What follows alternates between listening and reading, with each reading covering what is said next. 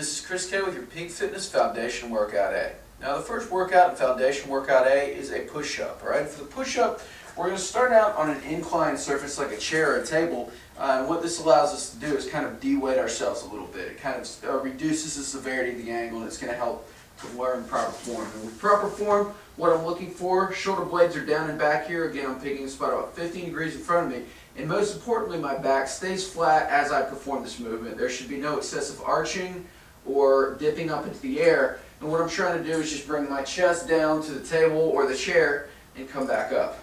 Right? If you find that this is difficult or you're having trouble, we can do one of two things. We can either move up to a higher surface like a wall.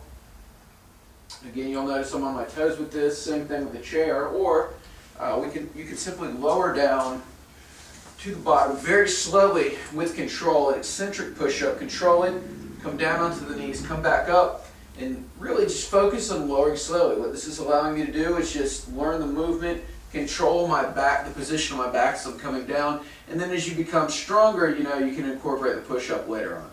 Now from here, if you find that this is easy, what we can do is move down to the floor or to a lower surface. Generally I'll move to like a Reebok step, and then I'll move to the floor. Kind of pick a spot, again, on the floor as your target. Drop down, pause at the bottom, and come back up. And again, with that, if you can do more than 6 to 8, or if you can do more than 8 reps, we're going to increase the difficulty, and that would be done by simply placing the feet on a back step here and doing the same thing. All right, to increase difficulty from here, what I can do is just raise one leg off the ground and perform 6 to 8 reps on each side. And again, kind of the criteria for this is if you can do more than 8 reps, I want 6 to 8 reps for this exercise. If you can do more than 8 reps, move up in the level of difficulty. If you cannot perform 6 reps with good form, move down. There's no shame in that. All right, so for our next exercise, we have a split squat. All right, the split squat, what I'm going to do is I'm going to take these pads here, a couple carbon squares. I'm going to give myself a target to drop down to. Turn sideways here so you can see me. Coming into a split stance, one foot in front of the other. I'm just going to drop down and come back up. Okay, if you find that you're unable to come down straight, and really, I guess getting back to the form, what I'm looking for is the ability to drop straight up and down.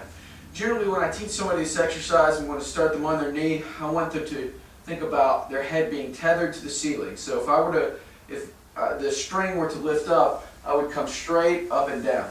If you find that as you're coming down, you're leaning forward excessively or you're arching your back, what you could do is just add a couple more carpet squares or a couple something to make the target higher to reduce the range of motion. Generally that will clean it up. What being down in this position allows you to do is kind of reset yourself if necessary. So knee stays over the toe, pushing through the front heel, coming straight up and down. What you can also do is utilize a wall as support to kind of keep you steady as you're coming up and down. And then as you get better, you can move off the wall and kind of do body weight. So from here, if you find that you can perform 6 to 8 reps with body weight, that's pretty simple. What we're going to do is elevate the feet slightly. Okay, so I'm using a chair. This is kind of a high surface, but generally what we use is a Reebok step to begin with here. I'm going to what is called a rear foot elevated split squat, so I'm putting my back foot on the chair, dropping down and coming up. All right, from here the progression would be to take a dumbbell, hold it in what we call a goblet position, so my hands are under here like this. Again, drop the back knee to the floor, come back up, 6 to 8 reps on each side, and then from there we would simply elevate the feet on a step and do the same thing.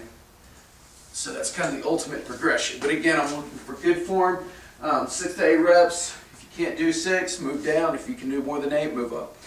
All right, for our final exercise, we have a 1-arm band row. Okay, for the 1-arm band row, simply going to take a band, again looped around the table or chair, back up, shoulder blades down and back here, and I'm rowing.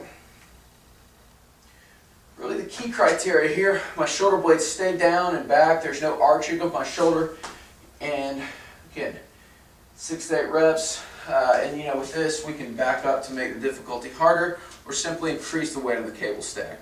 I want you to perform those three exercises back to back for 3 rounds, 6 to 8 reps for each exercise, and that is your foundation workout A.